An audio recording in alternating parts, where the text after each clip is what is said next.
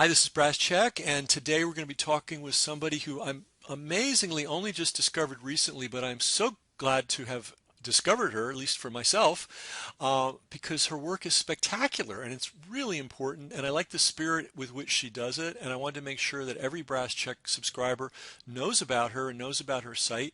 I'm going to give you the website right off. It's called CoreyDiggs.com. I'm sure a lot of you already know it. It's published by Corey Lynn. And we have the good fortune today to be speaking with her. We're going to talk about her work and maybe talk about some current events. And welcome, Corey. Well, thank you. Thanks for having me.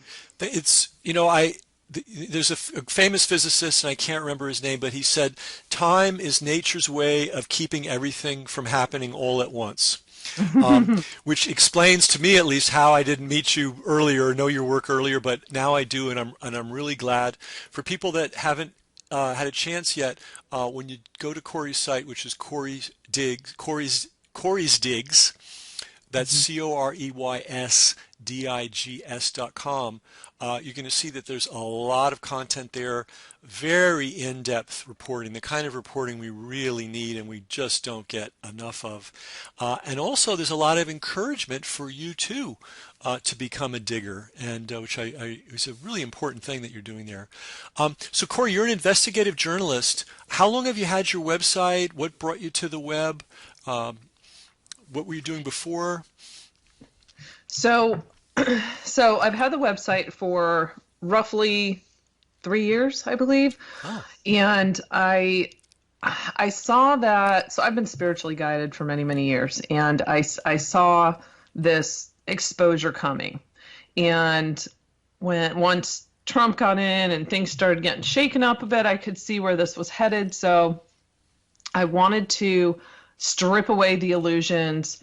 I created the website. I wanted to start. What I do is I break down agendas, like big operations, mm-hmm. agendas, and as well as like nests, like child trafficking nests and webs and corruption. And I just wanted to expose it all before I moved into phase two, which is more motivational, inspirational, kind of reconnecting with ourselves and rebuilding that power back up that they suppressed in Mm-hmm. us, Mm-hmm. stole from us. Mm-hmm. Mm-hmm. And so but my background is more in the arts, honestly, in Oh, graphic wow. Okay.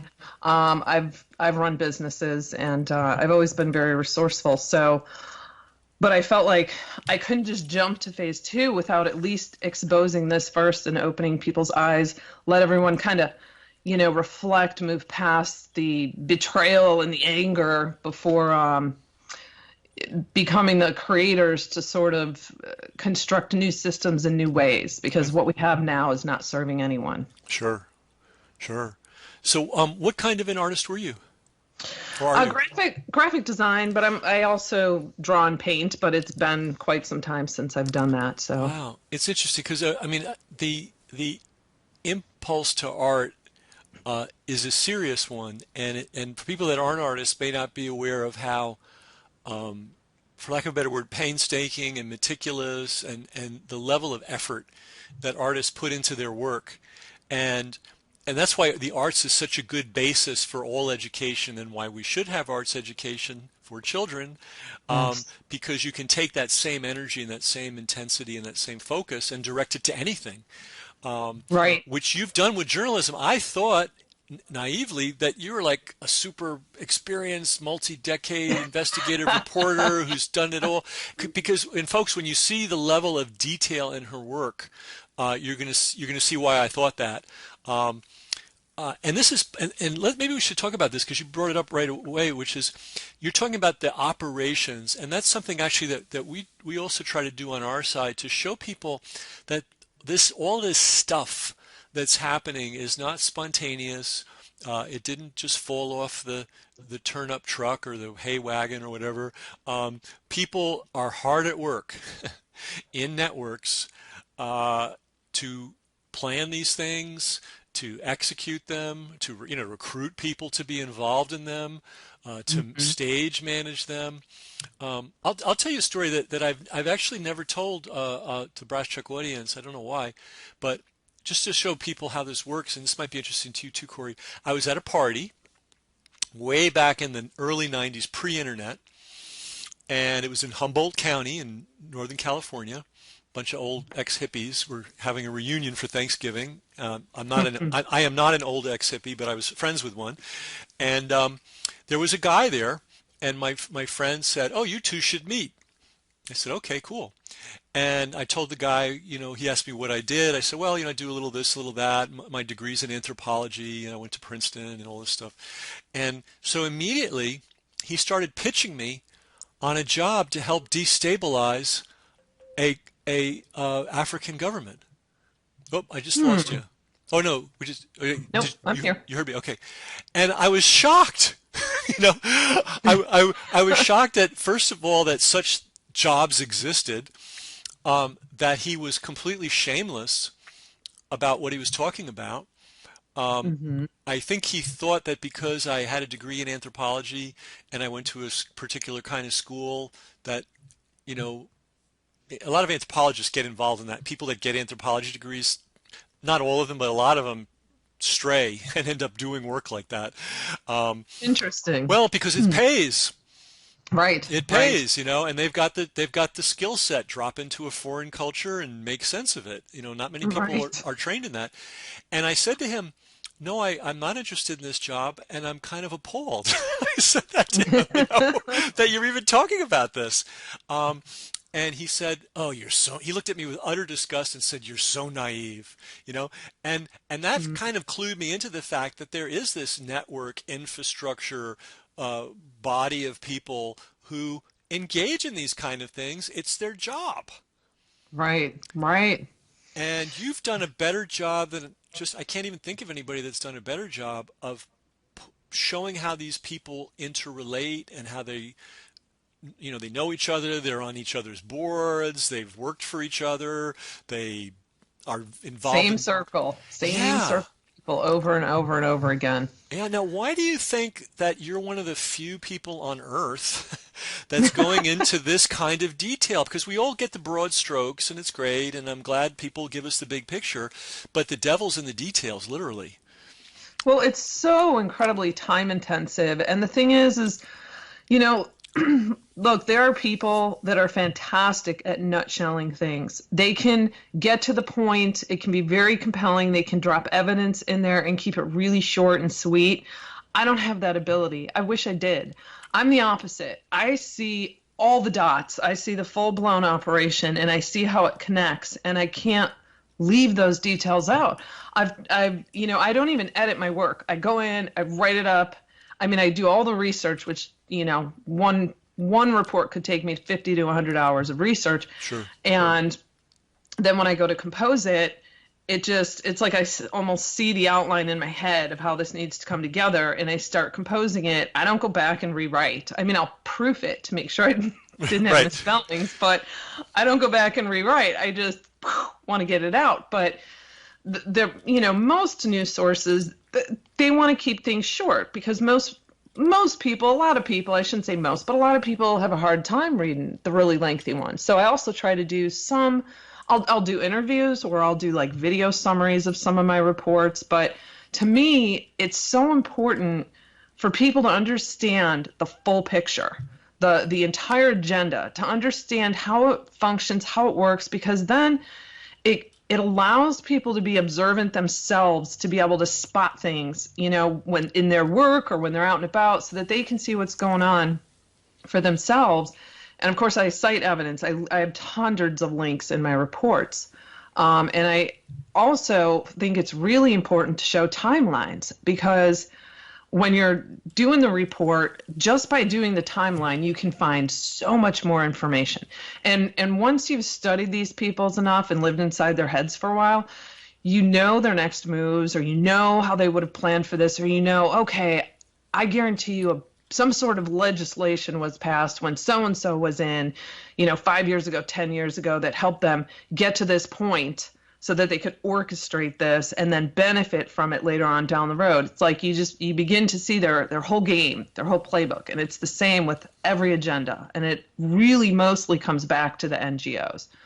They're genius. I mean, honestly, you got to give them credit for that. They're very smart in how they devised all of this, and so and this goes way back to the Rockefellers. When you talk about them spinning off these so-called public benefit operations that all just happen to benefit the Rockefellers tremendously. yes, You know. yes. Let's not mistake humanitarianism for investments and a return on their investment, because these people are invested in everything they claim to be doing to save lives, or it's really quite disgusting. Billions and billions and billions of taxpayer dollars that they've misappropriated, that's lined their pockets. And one of the things that you do, which is really important, is that you create these very detailed reports, and then you make them available for people that want to buy them, which I think is and they're really cheap. oh Like yeah $6.35, and I did it in PDF format and kept the links intact. That way, people can archive them, or if they want to print it out. I've had a lot of people say, I really want my mom or my grandma to read this, but she's not going to go on a computer. So eventually I'm like, I really got to start putting these together in a format that kind of works for everyone. So I set up the bookshop about 6 months ago, I think. okay Yeah, and in fact, I just released this morning, it's called A Library for Red Pilling. And what I did is I took all my work over the last 3 years, or about 90% of it, and I first wrote a very short article on approaching people to red pill them, because I think the problem we have is it's very political, and it's very debative, and there's too much anger in there, and it's left versus right. And if you just strip all that away, it really comes down to the core of it being this corruption against humanity. And so I kind of wrote a little bit of a piece about communicating with people on it and trying to introduce some truths to them. And then I sectioned off and created what I call the library catalog of my work, like a good primer or those ready to go deeper. And I put that one in my bookshop for free. Got it. Because I think that'll be really, really helpful for people that are trying to, isn't it amazing just with friends and family? Fortunately, I have wonderful friends and family, so I don't have these issues, but the stories you hear about the division that's been created these past few years, it's terrible. Oh yeah, and that's part of the agenda too, is to get us fighting amongst each other and not looking into the mechanisms of how things are being done. Absolutely. And so your role, there are reporters who will like create, the big blockbuster story, and that's great, and that's helpful too. But you have a very strong educational orientation too, and you're also encouraging people to do their own research. So one of the things you'll find on Corey's site is a lot of resources if you want to go deeper, or research something that she's not researching herself, or take something that she is researching and take it in a new direction. So you're doing a lot of encouragement of that. Yeah, even I did a couple videos on it too. And I also wrote a 2-part series called Hunting the Hunters. The first part's like inside the minds of elite, and the second one is digging into foundations. But it's also, I have like over 80 resources in there, and then I have several tools I use. Like I use this great background search database, and but most of the resources on there, they're open source and they're free. And I think that, I get a lot of emails of people saying, I really want to dig into this. I don't know where to start. So I'll send them to that page and say, okay, we'll start with these 3, and they're on this page, and you're going to find other resources in there too. Because some people just want to look something up or just want to fact check something. They don't necessarily want to do a deep dig. But then I also have the file drawer where I've got tons of declassified documents in there, and transcripts and OIG reports and stuff on Epstein and trafficking and of course MK Ultra, Project Blue Book, like tons and tons of documents in there, and they're in PDF format so people can download them. For example, I'm just going through it really quickly. You have a list of all the human trafficking arrests since January 2017. That's pretty Mhm. interesting. You have Jeffrey Epstein's flight logs. That's some good hard data that people can sink their teeth into. Um, Yeah, and the unredacted black book is in there too. so and just for people that may not recognize the term red pilling, could you talk just briefly about what red pilling means? I think this, it's funny, I was thinking about that the other day.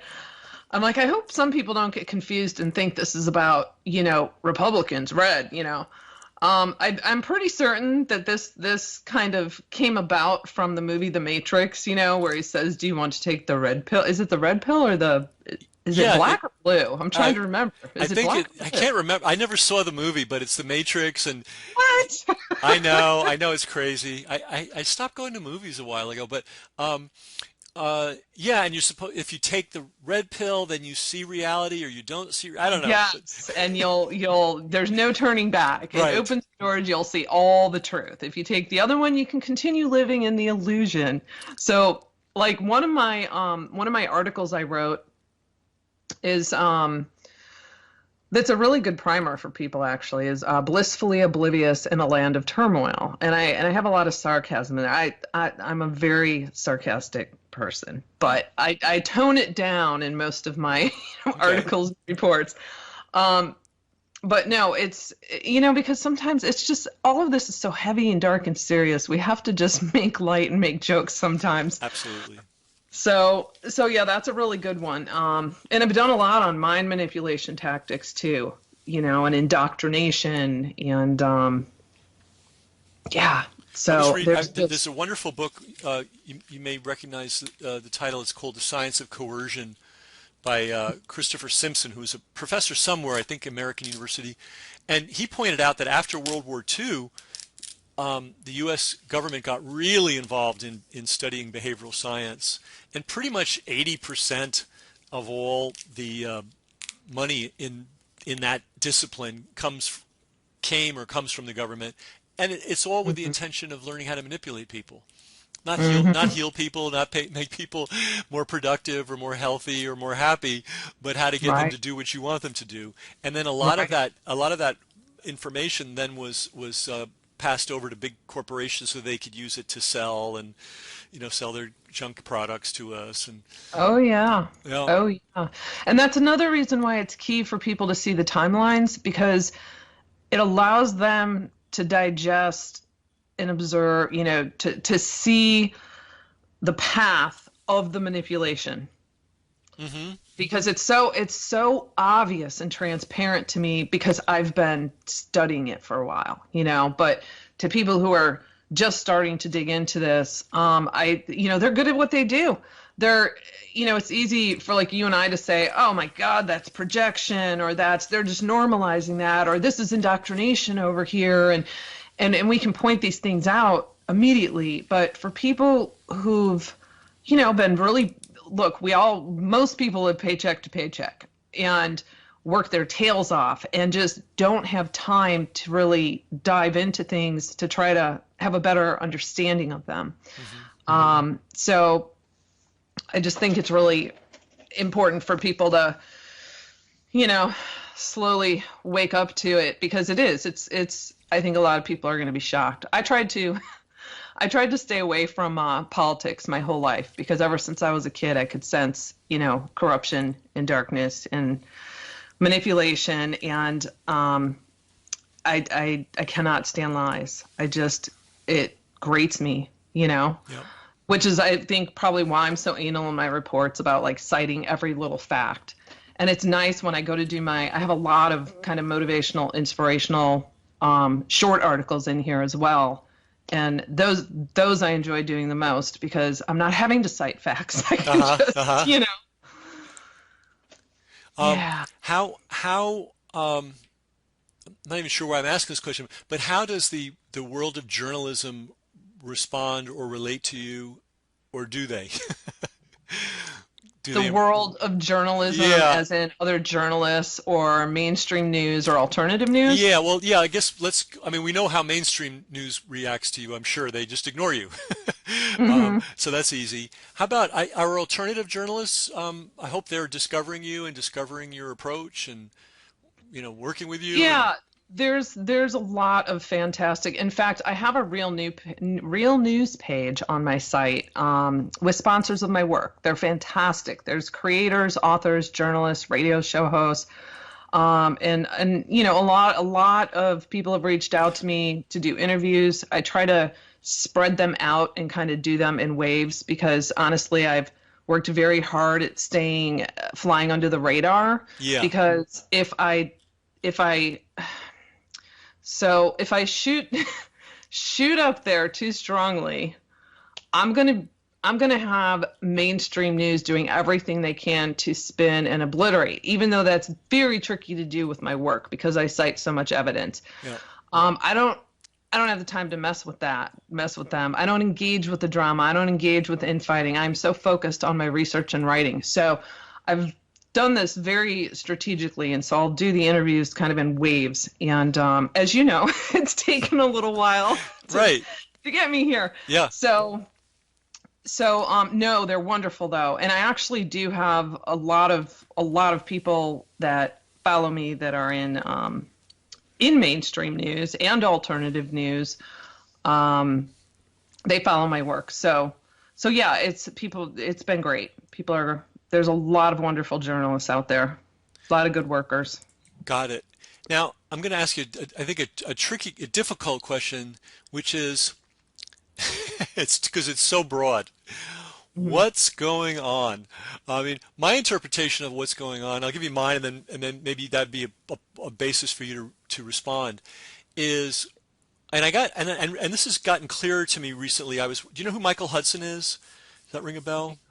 Michael Hudson. He's an interesting It, guy. it, He's an economist and he happens to be an anthropologist, just coincidentally, but he's both. And he's been on the inside of the banking cartel when he was a younger man, and now he's an academic, and he just calls it as he sees it. Um, and he has a book out recently.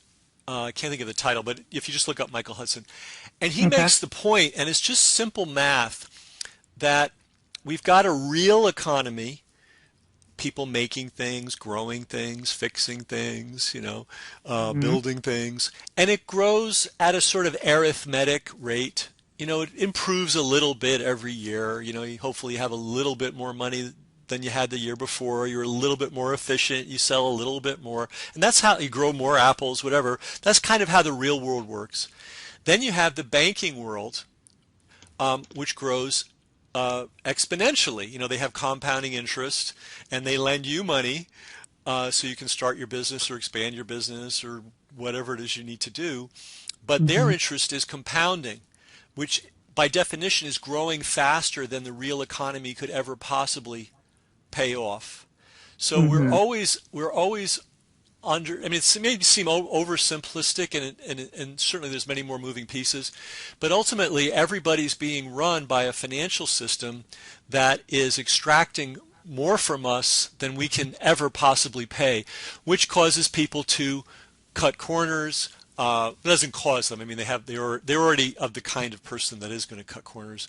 It causes them to go to the dark side, get involved in criminal activity, i.e., big pharma. Um, uh, you know, um, and what Hudson said, this is new information to me, and I think it's new in this book, is that other civilizations knew this problem. Like we're not the first civilization ever to have banking, and Hmm. and they kept bankers under control. And they would have this jubilee. It wasn't just in Israel, but it was in Egypt. It was in Babylon. It was everywhere. Every now and then, the people that ran things and wanted the world to work well would go to the bankers and say, "Okay, enough." We're pulling everything back. You're going to have to start from scratch again. You can't rule the world. And I think we are ruled by cold-hearted, dollar and cents only minded people. And there's a lot of people that get sucked up in that. Some of them because it's their nature, some of them because they're weak, some of them because they get trapped in it personally. I think of all the MDs out there that are, administering this horrific, regime on behalf of big pharma. I Mhm. know most of them didn't go into medicine with the intention of doing that. But, by the time they got through medical school and by the time they, looked at their $200,000 college Right. loan, when the pharmacy rep came by and then the local board, the medical board said, "Don't rock the boat." They decided, "I'll just not rock the boat." That's kind of a long thing. So that's my interpretation of what's going on. In the big picture, what's your interpretation? Why is every institution, every major institution, operating against human beings? Well, because they're owned by the billionaires. So in conjunction with what you just said, this is what I've unraveled. And I haven't actually spoken about this yet. I probably need to do a video on this. But Okay. so so basically what we have is all these geniuses that created NGOs and created arms off our government, all these wonderful agencies. And they said, okay, so this is what we want to do. We want to monopolize the world through banking, but we also want to monopolize it through big pharma because we want to control the health industry and we want to control the food industry and we want to control the products. We want to control everything. So we're going to create all these NGOs and all these nonprofits where we're not having to pay, and we're going to act like we're, philanthropists and humanitarian who are going to save the world. And now we have all these arms we've created off the government, and everyone, they're all infiltrated. All the agencies have been infiltrated or created with that purpose, so they've been in there all along. Right. And we're now going to campaign for grants. And we are going to live off of the people via taxpayer dollars. And the majority of the funds that are going to come in through taxpayer dollars is going to go out through, my God, there's about 8 different departments in our government that from the CDC to the State Department, USAID, DOD, on and on. And of course there's war. We got to throw war in there too. Yep. So the big one, one of the biggest ones in addition to war, of course, is the health industry. Yep. And HIV/AIDS is way up there. Yep. If you go through the USAID Data Explorer, and I actually have a link to that. So just so people know, in addition to my reports, right now I'm working on a book. Okay. And the book is AIDS US 90 billion taxpayer dollars a global slush fund. And I'm rolling out one chapter at a time. So I have the first 2 on my site right now. And this is something I started working on 2 years ago, but I've been working on these other reports. So I was kind of, back and forth. And so I just started rolling this out. Every 1 to 2 weeks, I'm going to roll out another chapter. It's going to be roughly 25 chapters. And so that, if you go into the Data Explorer and look, you're going to see like the very top one, as far as the payments going out, they have the little bar graph. AIDS is always like second or third position. Wow. It's amazing. It is amazing how disproportionate the funding is that goes to this. So, and my report is going to unravel about roughly 30 of the top NGOs involved with this, the Global Fund, PEPFAR, of course, Bill Gates, Clinton, Soros, Bono, on and on, lots of UN factions. UN being behind much of this. So, which gets into the 2030 agenda. So basically what we have is we've got all of these people that devise this group, this circle, and they create the NGOs and they strip the taxpayer dollars and they funnel it into all these different areas where they say it's going to other countries, and poof, the money just keeps going in a circle amongst them all. And they they send enough to have a front. I mean, they have to have somewhat of a front. but not too much because they're in other countries and we just don't really do a whole lot of oversight over there. And a lot of the countries they're in, such as Africa, is rife with corruption to begin with. So, so in addition to the banking system, and war, we have all these funds that have been going out for decades. I mean, I'm talking trillions. Yep. We would not have a homeless person in this country right now. It's really quite disgusting. So then we've got their 2030 agenda, which all of these NGOs and groups push, which is the UN agenda for sustainability. And I can't even remember what the real name is anymore, but it's sustainability and something rather. And they basically want a one world governance and they want open borders and they want to control everything. And I think now we're starting to actually see with the coronavirus going on in China, I think the UN is kicking in and saying, well, let us come in and save the day. So it's a huge web, but it's kind of simple in terms of if they control all the money and they control all the corporations and businesses, then they've got it all. And then that takes us to, as part of the health industry, I did a 6-part report on eugenics, bringing it up to genetics and biotechnology, and I did another one on the vaccine industry. So you got big pharma that's funding all the campaigns of our politicians, and then they're doing legislation that works for big pharma. The vaccine industry, there's no liability there because the government has taken that liability. So any suit, anything that goes down, injury and death claims goes on behind closed doors. We're up to 4.1 billion paid out, taxpayer dollars, paying for the injury and death claims on that, which the Clintons originated in 1994. They created the free mandatory vaccines for children's program.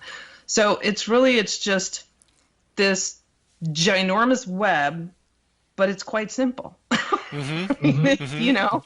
And why a one world government? Well, if there's only one government, then there's only one government to bribe.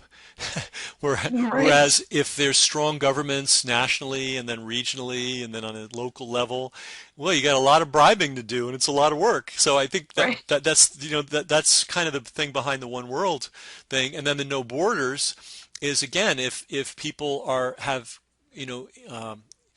what's the word, integrity, I guess, for lack of a better word for the moment, in their community. They're real communities where people know each other and well, let's break that down. Let's just let people go anywhere without restriction, but primarily let's let our trade schemes go anywhere without restriction. Let's destroy. I mean, that was one of the things the Clintons were great at. For instance, they destroyed the rice industry in Haiti, on behalf of the rice growers in Arkansas. I have a lot of reports in here on Haiti as well. Well, Haiti is, and the Clintons, of course, they're my number one target. Yeah, well, they are just. I mean, they're the little engines that know no rest. I mean, I don't even know how they get all the chicanery done that they get done. Right. I actually did digging through all their tax returns at one point, and I put together. I have on my site here 50 plus organizations, foundations, initiatives, and fronts that they have. Over 50. Wow.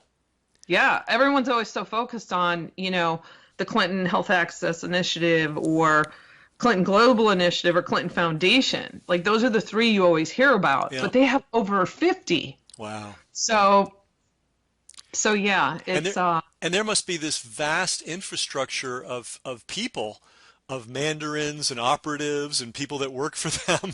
That must be like an industry. They're a mini industry. The Clinton. Well, to some degree, but a lot of them are just fake. Like for example, on the they say they own this peanut company. It's absurd in Haiti. And so I call my friend who was the former, I always get this wrong, the title. Now I got to look it up because I don't want to Sure. disrespect here. So Bernard Sansaric, he was the former president of the Haitian Senate. And we became friends a while back, and I've talked to him a lot about what's gone on over there. And he now lives, in the U.S. But he's dealt firsthand with the Clintons, and they tried to bribe him. And I called him one day, and I go, this is crazy. I'm looking at this tax return, and they're showing that they have this like peanut company or peanut over there, and he starts laughing. I go and check out this address because I keep trying to map it, and they're literally combining two different areas. Like I would say towns, but I don't know if that's the proper terminology for it. But they were literally like 2 hours apart, and that's what they do. And he said, no, it doesn't even exist. So in areas like that, they can get away with that. No one's going to fly. Who's going to fly over there and check to see if this is valid? And I found that there's another one in Peru. And I mean, there's several of them that they have where there are no addresses. And I'm constantly on satellite on the maps, walking the streets. And, Oh, okay, well, let's see what this building is over here and what's next door to it and see if it even exists. Like their school that they have over in Colombia doesn't even exist. wow. So in some areas, yeah, you're definitely going to need some corrupt individuals to pay off, which in a lot of these areas, I mean, they're developing countries. They come in and say, look, this is what we're going to do. So we need you to set up shop over here. And when this grant comes through for $100,000 to you, you're going to get 15,000 and the rest of it's going to funnel back to us. I mean, and you'll see that like in my HIV/AIDS report that I did, you'll see all the scandals. I'm unraveling many scandals with all of these organizations. So So in other words, you be our front person, in Haiti or in Colombia, and we'll have this non-existent peanut farm to benefit the yeah, but poor. if you ever get busted, just know we over here are going to report this as you stole the money, you misappropriated the funds, and we had nothing to do with this. We're going to act like we are shocked. So Exactly. Yeah, it's just actually exactly how the mafia works. yeah, There was a TV series on I forget, one of the Netflix or something called The Deuce, and it was about the so-called golden age of 42nd Street when it was a cesspool of porn and prostitution and so on, and one of the sub themes running through it was that the mob ran the whole thing, but they had people, quote, operating the businesses as the front people, and they would show up and they would get their payoffs, and right. but they owned everything, but they were not recorded as owning anything, but they controlled everything, and they would just find people that were happy with that deal. And it's not a hard deal. There are people in developed countries. There are people in developing countries that are ready, willing, and able Oh yeah, to be corrupted. yeah. Hey, speaking of this is sort of a side story, but it's just so interesting to me. You probably know this one where this woman in Haiti, after the earthquake, was arrested trying to remove 100 Haitian children from Haiti by bus, taking them to Dominican Republic. Did you ever come across that story? Yeah, it's in my report on are the Clintons involved in child trafficking. That's where I must It's have. Laura Silsby, and I believe it was 33 Yeah, it children. wasn't 100. It wasn't Don't 100. quote me on that. Yeah. I want to say it was in the 30s, but yeah. And then if you go into WikiLeaks and you look at the cables, you can see that like Bill Clinton had flown over there, and then all of a sudden this girl's released, and then goes on to work for, gosh, I can't remember the name of it. It wasn't Amber Alert, but it was similar to that. Yeah. That the Podesta brothers happened to be connected in with, and I covered. Not to go like too off topic here, but it's a really important report because it shows all the people affiliated with the Clintons who have been convicted of crimes against children. Sick ones, like pedophiles and child traffickers. And I've got Nixium and Epstein and George Nader, who's been indicted twice now. Recently I don't know if you saw that, but he was recently indicted with Andy Khawaja and 6 others in funneling campaign funds from the UAE over to people in the Democratic Party and almost 400 million to Hillary Clinton, and she knew about it. So I'm just waiting for this to drop. Like, when is she going to be brought in on that and questioned? So But he was also brought in on charges on uh, blah, blah, blah, child pornography, Yeah. as well as bringing a 14-year-old over here. And so there's all these people, and Laura Silsby's in this, and Anthony Weiner, and so I show all these people that are connected with them. You cannot possibly be friends with these people and business associates and not know what's going on. Well, you raised an interesting question. When are one or both of the Clintons going to be indicted on any of this stuff? And is it possible that the answer is never? That they are so uh, intrinsic to this system that the system will absolutely not allow them to be. Uh, I hope it's not never. I hope so I too. sure hope not. I mean, my God, they're involved in so many different scandals. It's not even funny. And I do believe there are still investigations going on with them. So I'm holding out hope on that one. Um, I don't know. We'll see. We'll see. Is I do think we're going to start seeing some action now. is it because they're so powerful, or is it because they're such good servants of the power structure, or is it just a combination of both? Why they've been immune so far? Because yeah, I mean, there's just they're obvious criminals. I I, mean, going back to they should never have made it out of Arkansas. Look, they still have corrupt people in the DOJ and the State Department. They have not finished draining the swamp yet. Hmm. So they're still very protective from the inside because it's like a domino effect, If you take them down, you know how many others are going to fall with them. So I think what they've been doing is slowly breaking apart the smaller groups and removing some people that were protecting them from within, like we've seen in the FBI, and kind of working their way up. This is huge. I mean, this has been going on for 100 years, probably more. Oh, Imagine trying to take down worldwide mafia yeah, yeah, and that has so many arms. these guys are much bigger. I mean, it is encouraging, even though it was very messy, that that Epstein got taken out because he was just a free agent too. There seemed to be nothing ever stuck to him. Right. And but something happened, right? That's an interesting thing. I wonder if you have any insight into that. What happened that one of these bad guys finally got stopped? Well, I did, let's see. I did 3 separate reports on him. So I honed in on Zorro Ranch and I broke down his Zorro Ranch and then I also broke down a network I discovered over in St. Thomas that was directly connected with him, and of course the Clintons tie in there, and found his comms that were going to Little St. James from St. Thomas, the comm tower. So I did a report when the autopsy came out, and it has very graphic photos in it. But I did a report on that, pointing some various things out, and I mean, I think it's pretty obvious he was Oh yeah, no he doubt. was murdered. Yeah. By the way, I'm not talking about the killing of him. I'm talking about the arrest of him and the fact that he actually was in a real jail for the first time. Um, Uh, what yeah, happened? How did that I happen? How did that like what in that system broke down that one of their biggest operatives got brought That's a to? good question. I've pondered that myself as well.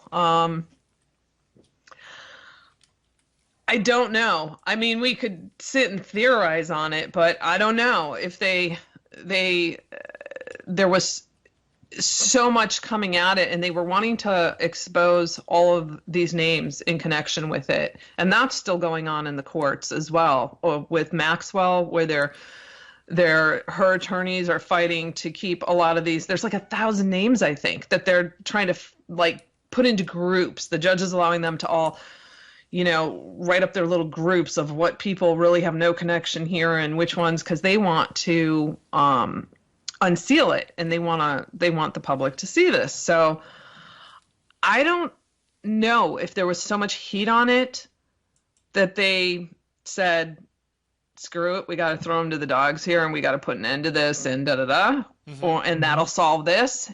Hmm. Or if there was by cleaning some of the swamp from within, it allowed them to take that action. Hmm. I don't know. Well, I mean, the other thing that I sometimes take encouragement from is sometimes within this structure, there is infighting amongst the members. Oh, You know, yeah. and sometimes they throw each other under the bus. So that always gives me great hope. I That mean, if you're already corrupt to begin with, there's a good chance you're not going to have loyalty in, you know what I mean? yeah, yeah. So maybe some faction. In fact, someone was trying to explain. I couldn't piece it together that Epstein being finally arrested has something to do with something going on in Israel. It was an attempt to manipulate politics in Israel because Epstein was so connected over there too. And Hmm. by throwing Epstein under the bus, you actually destabilized one of the factions in Israel on behalf of another faction in Israel. So Hey, everything's plausible at this point. yeah, yeah.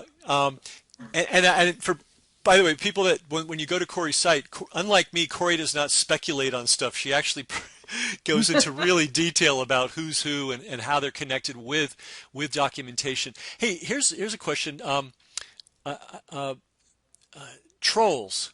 Uh, I know a lot of them are just volunteer idiots that are just out there disrupting the internet because they've got nothing else to do. Um, Yeah. but clearly, there is a army, multiple armies of people that are being paid to go out on the internet and just wreak havoc, Yes. disrupt conversations.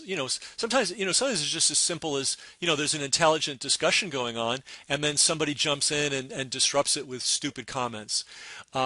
Invariably, when you track, not invariably, but very often when you track these people, they're coming out of a brand new account that's never been used before for anything. It'll be a YouTube account, and it was opened a week ago, and it has no followers, and it has nothing, no activity. But now suddenly, this person, whoever they are, is sabotaging an intelligent YouTube discussion.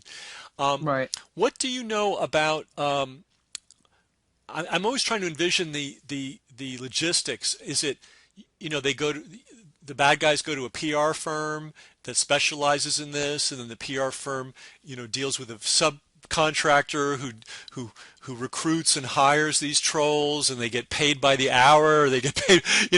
Have you ever uncovered anything that indicates how these troll networks exist? Well, I'm sure that what you just described is happening, but on the other side to that, you have people that do have followers. You've got a lot of intentional disinfo agents out there that build a following that report 80% truth. Once they've, accumulated a big enough following, um, they then have built themselves a little army, and they'll start to flip on people and take people down that say are trying to expose child trafficking. That's a big one they're trying to take down. So they'll target those people, and they'll convince their little army that these people have somehow done wrong, or somehow they're disinfo agents, and so you got to go after them. And it's a whole game. And I am aware of many, many disinfo agents out there. And I do hard blocks real fast. I don't get involved in the drama. Yeah. Um, I don't have time for that. Oh I've yeah. No, got absolutely, no time for that. So, absolutely. I so was. yeah, it's a combination. It's a combination. I mean, some of these disinfo agents have developed quite a following. And what happens is they built this trust because they've reported so much truth for a long time. And then all of a sudden they start dribbling out lies. And people are like, well, it must be true. Yeah. So instead of looking into it or fact checking for themselves or using their own innate intuition, they just follow along, and then they go on the attack. And it's kind of sad that people get so caught up in that. It's like, do you not see what's going on in the world? There's a lot going on in the world. You could be creating new systems, coming up with new ideas, ways to help humanity, but instead you would rather sit in social media and infight days on end. What's the point?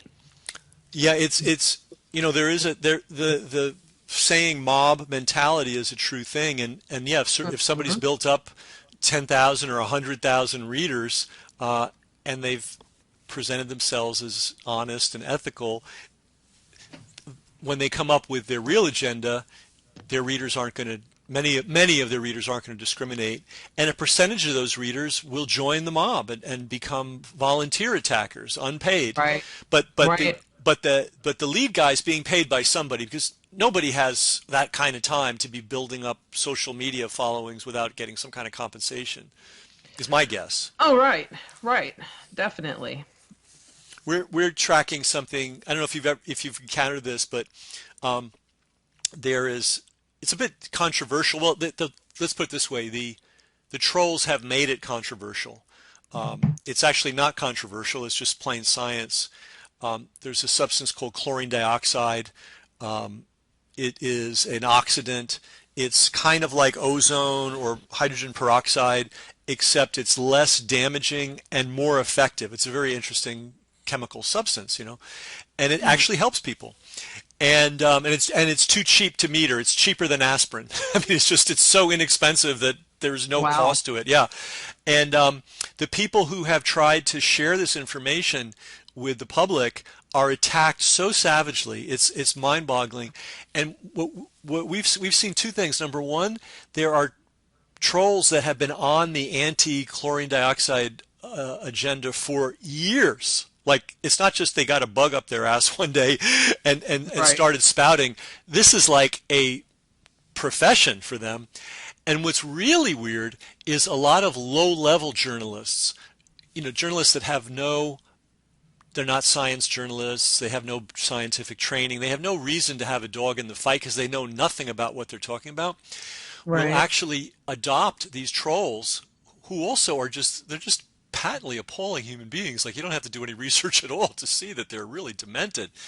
And we've Mm. seen NBC, we've seen ABC, we saw a Fox affiliate, all the English tabloids pick them up. And what they do is they take the trolls, elevate them as if they were true investigative journalists. And there's two of them in particular. And interesting enough, the Times of London, the Murdoch paper, just loves these people. And how much of that have you seen? Now, I've never really seen it so blatantly, except in this case where the mainstream news media will adopt an absolutely drooling at the mouth troll and act as if this is a legitimate spokesperson for some intelligent point of view. I can't say as I've seen that a lot. I I just lost my train of thought. Oh, sorry. My No, question was so no, because long, I was no, I haven't seen that a lot.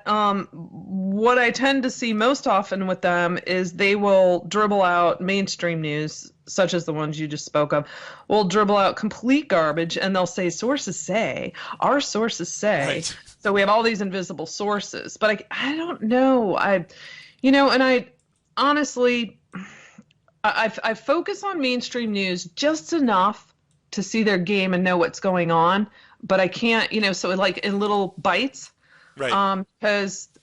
because I know it's all garbage, Yeah. and but I don't know that I can't think of one thing that I've seen where they're doing what you're saying. I have no doubt that they are. I just haven't seen it. Gotcha. Gotcha. Well, often though they do. I mean, in this case, it's so extreme. But often they'll elevate somebody. They'll take some crackpot person that's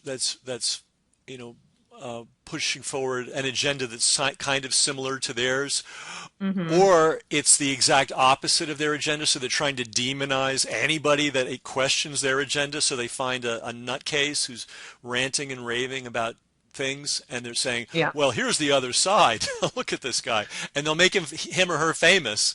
um, Oh boy. Well, I have a funny one that Washington posted to me once. So I was doing a thread on Twitter regarding the Red Hen. Do you remember that whole debacle, the restaurant in oh yeah, DC? yeah, that's And interesting. okay. Yeah. So I was just putting out information, but I was being very clear in I was being very clear in not theorizing on anything, like this is just what I'm locating within this da da da. Anyway, they did this hit piece on me, and they totally twisted my words, They actually put a whole sentence in that it wasn't even in my thread because they know most people aren't even going to click on it or go there Oh to yeah. verify. Yeah. And then they went through all my reports and dug up the one and only report that I couldn't necessarily prove beyond a shadow of a doubt, Hmm. which had to do with Clinton's black magic secret Hmm. in Haiti, which they actually talked about in their own book. Hmm. So it wasn't a far reach. I had sources out in Haiti, so none of it was a far reach. But anyway, so they try to make me look like a Fruit Loop by Yeah. finding that one thing, and then completely changed my verbiage altogether on the thread I did. I mean, this is their level of journalism. Well, it is interesting. I mean, they seem to have endless energy and time and resources to spin up attacks on real people. You know, Yeah. they're never at a loss when it comes to that. When it comes to finding facts or stringing facts together in a way that helps the public understand what's going on, they can't seem to manage that. Mhm. But if they want to target somebody, they're really really good at that. Um, So, and I said, and totally understand your disinterest in getting involved with them in any way. And I always tell people, look, if it's a headline in a major newspaper, you know it's a lie, and you know it's been massaged 10,000 different ways before it made it to that front page. So, Well, I would say it's always a lie because in okay, so when you're doing research and you're looking into um, your reports are going to come from, mainstream news, scientific journals, direct websites of organizations and whatnot. mhm, And so sometimes you'll have a report. I guess what I'm trying to get at is you learn real fast how to read between the lines. So mhm, even in their lies, you can see what the truth is. mhm, You can see where they're spinning something. You can see where maybe they're pulling in the money funds and they're connecting to, say, the FEC or something. So you can see where they're pulling in fact and what it is they're manipulating. If they're willing to throw anyone of significance under the bus, it's probably true. So there are certain truths you can find in there. You just got to find those nuggets and know what you're looking for. gotcha, gotcha. Well, Corey, thank you so much. We probably could have talked another month and still not scratched the surface, but I hope people are getting a flavor for Corey's approach. It is really unique and very worth following and very worth supporting. Uh, we don't get what we deserve in many aspects of life. We certainly don't get the government we deserve. We don't get the healthcare system we deserve. We don't get the educational system we deserve. But we do kind of get the media we deserve. And the reason I say that is we're all spending money on media. We're buying newspapers, we're subscribing to things, we're paying our cable bill, we're sending money out there. And people like Corey exist. And if you want a different media landscape, the way to do this is the one area where we do have control. By supporting people like Corey and her work, we have a chance to get the news media that we deserve. And I encourage everybody strongly to go to corysdigs.com. That's Coreys Digs, Digs.com. Lots of free stuff, lots of great resources, also reports that you can buy if you want to go deep into any of these particular topics. And there's a button that says support. And Corey, you're not asking for enough. The, Yeah, everything on my site is free with the exception of the book I'm rolling out. I yeah, mean, it's like $2.95 a chapter, or if you become a patron, then you'll get access to all of the chapters, at no fee. yeah, But I want to mention real quick that I yes. also do a weekly podcast with the speaker and the sharp edge. So it's the three of us, and that comes out every Friday. And there's links on my website to my YouTube channel, but it's also on like Google Play, iHeartRadio, all the main ones. Well, I still have to get us on Apple Okay. iTunes. And tell me the name of the show again. It's Dig It with the speaker, Edge, and Corey's Digs. Okay, dig it. with the Speaker's Edge. Now, somewhere when I was on the site, I saw like some buttons. Oh, there we go. Okay, under Bookshop, you have something called Add a Donation. So Hmm. so it's $10, $25, $50. How can people give more? How do they do that? No, Through seriously. PayPal. I have I also have on my site, there's a button to my PayPal. Okay, great. And that's under And then support. I have a support page. So there's snail mail too. I have had, a handful of people email me and ask for my PO box. And then I also have motivational and inspirational sayings on shirts. So I have swag. Oh, Um, okay. that's in the header. There's a link in there. Everything's linked from my website. Okay. So where if someone goes to contact, that's where they'll get your a mailing address for you? If they, Well, or they could do it that way, or through the support page. There's a link they can click on, just to request my address. okay, because you'd be surprised how many people still like to write checks. Yeah, Um, some people just don't want to deal with doing that through technology. So yeah, I mean, I get it. there's slightly more privacy if you send a check, and there are a lot of people sensitive to that. All right. Well, great, Corey. Thank you for what you do. Can I send you a story idea by email? Sure. Okay, I'm going to do that. And I'm really glad you exist. Thank you for what you're doing. Folks, make sure you check this out. This is an amazing, I've been looking at this stuff for many years, and this is one of the best resources I've ever come across, and I wanted to make sure I shared it with everybody. So we've been talking with Corey Lynn at corysdigs.com. I hope everybody will have a link below. Click on it, go check it out. You'll be amazed as I am, and maybe we'll get to chat with her again some other time. Thanks so much for having me. Thanks, Corey.